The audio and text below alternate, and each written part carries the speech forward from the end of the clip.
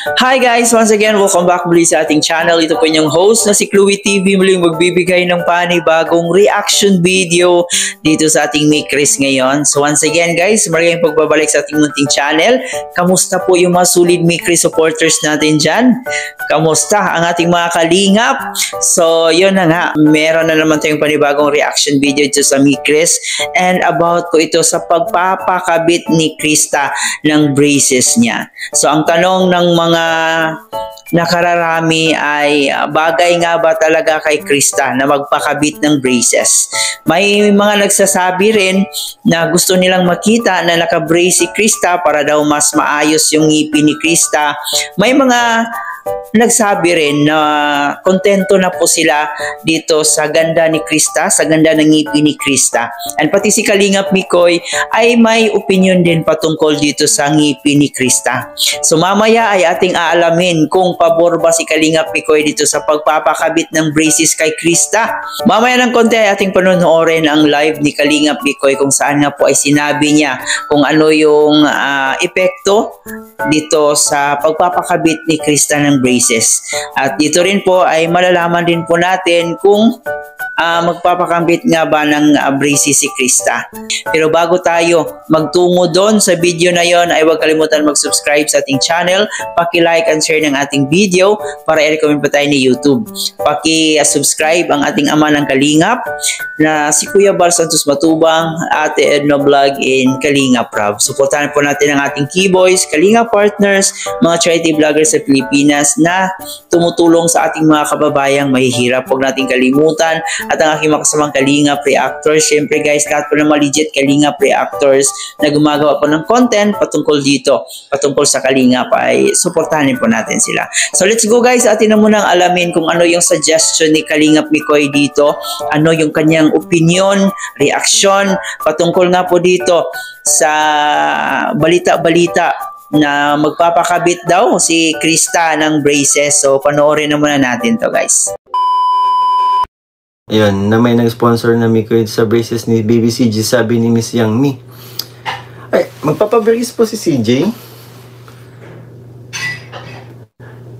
Actually, napag-usapan po namin yan ni CJ before na about sa braces. And for me ha, maganda na for me ha. And napag-usapan, based din to sa napag-usapan namin before, maganda na kasi ang ngipin ni Krista. So, hindi na niya po, need magpa-brace. And for sure, may magbabago sa mukha ni CJ kapag nagpa-braces siya. Ang ganda kayo ngumiti ni CJ. Agree ba kayo? Mga Kalingap, tama naman, di ba? And siguro kung alam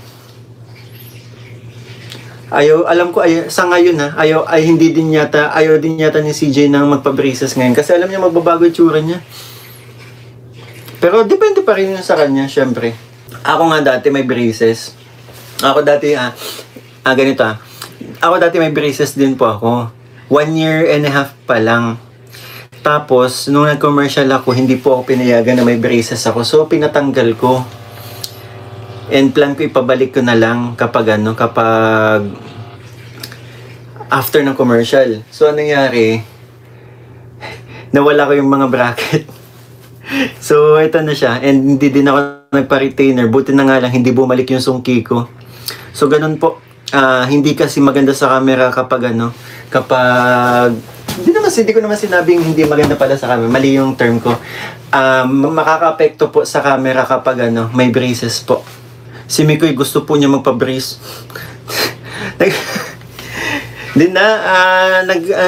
Nung base dun sa check-up ko dati, hindi ko lang alam, nagbase lang din dun sa dati kong dentist. Kapag nagpa-brace daw ako, baka mabasag ng ngipin ko. Kaya ayun. Di ba maganda na ng ngipin ni CJ? Pantay-pantay naman eh. Yung maganda si CJ, kaya please huwag niyo di bagay. Malaking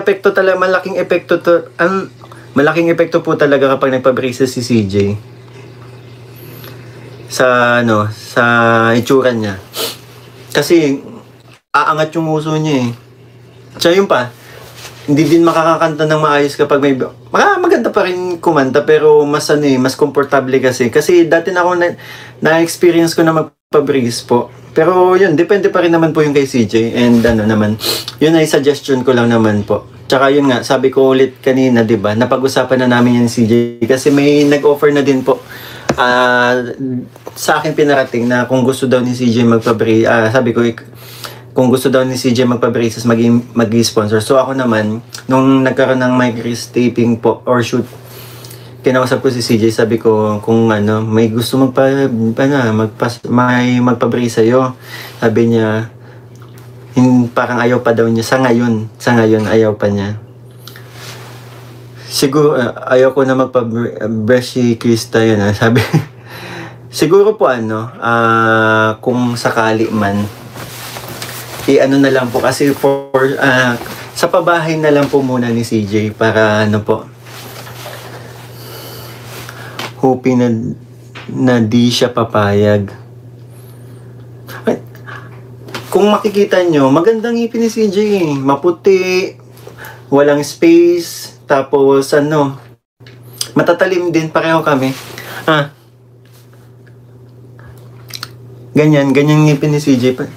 Isa din sa mga asset ni CJ ang ngipin po niya, na lalo nagpapaganda sa kanya kapag nag-smile po. Mahirapan siya kumanta niyan. Tsaka paano yung brush? Brushes. As my experience, mahirap talaga may brace, hindi nakakakain ng maayos. Yung hindi nakakain ng maayos, hindi lahat ng pagkain, dapat mong kainin, di ba? Lalo na kapag may braces kaya karne, mahirap yan. Tapos mga matitigas, kasi may mga times na titigal yan Pero yung pinaka talaga, medyo ka nun sa magsalita, singaw magsalita.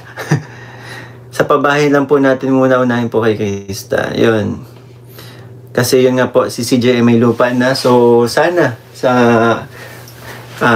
as soon as di ba, masimula na po ang pabahay kay CJ.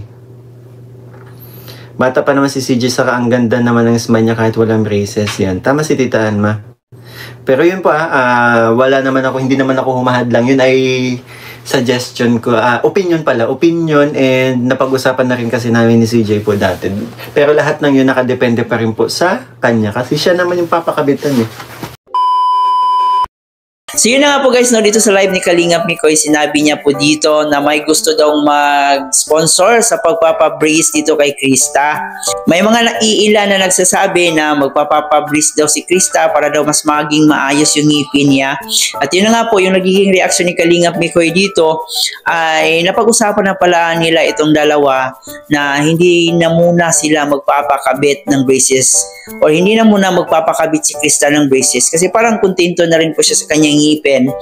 And si Kalingap Mikoy naman ay na-experience na po niyang magpa-brace dati, kaya lang tinanggal ito dahil doon po sa rason na siya ay nagko-commercial at nakakapangit daw tingnan na may braces. So ayun, hindi na po binalik after nun, kaya alam na alam niya po kung gaano rin kahirap na merong braces kasi yun, hindi ka makakain ng maayos, lalong-lalo na pag bagong kabit pa lang, so medyo masakit. Sabi pa ni Kalingap Mikoy dito na baka mahihirapan na siyang kumanta kasi may magbabago talaga at saka mag-forward kasi yung nguso mo pag nagpapabrace ka. So may mababago talaga sa mukha ni Krista if ever na itutuloy niya yung pagpapabrace niya. Pero sabi naman ni Kalingap Mikoy dito ay nasa kay Krista pa rin po ang desisyon kung magpapakabit ito ng braces. Si Krista pa rin naman ang huling magdesisyon kung gusto niyang magpa-brace. Kasi may mga tao naman, may mga sponsor naman na willing magbigay para dito sa pagpapakabit ng braces ni Krista. Pero yun na nga ang consequence guys, yung mga sinasabi ni Kalingap Mikoy dito kasi based sa kanyang experience ay medyo mahihirapan ka talaga pag magpapakabit ka ng braces. And sabi rin ni Kalingap Mikoy dito, ilaan na lang muna doon sa pabahay kay Krista kasi yun na nga po, meron na pong lupa si Krista, kaya yung next project nito para dito sa Micres ay yung pabahay naman ni Krista. Kaya congratulations po sa ating mga solid Mickey supporters kasi unti-unti nang nagkatotoo yung pangarap ni Krista. And ito na nga, meron na po siyang lupa. So, ayun, meron na po siyang lupa. Siguro next nito ay pabahay naman. So, sa akin naman, maganda naman po si Krista. Okay na po yung ngipin niya. Kasi, yun na nga, yung sabi ni Kalinga Picoy dito, isa sa assets talaga ni Krista dito is yung ngipin niya. And kung babaguhin yon, mawawala po yung asset ni Krista. Kaya yun po yung kinabahala ni Kalingap Picoy na may maiiba talaga if ever na magpa-brace si Krista. Pero kung ako yung tatanungin, okay na po si Krista, maganda na po siya. And para sa akin, perfect naman po yung teeth niya, yung ngipin niya, wala na pong problema doon. So yun po yung opinion natin guys na wag na lang muna magpakabit ng braces si Krista kasi yun po talaga yung assets niya. So kayo ba guys, kung kayo yung tatanungin, pabor ba kayo na magpapakabit ng braces si Krista? So i-comment nyo po dyan sa ating comment section. Kung nagustuhan nyo po ang ating reaction video, huwag kalimutan mag-like and share ng ating video and mag-subscribe na rin po kayo. Muli po guys, ito po yung host na si Chloe TV. Thank you for watching.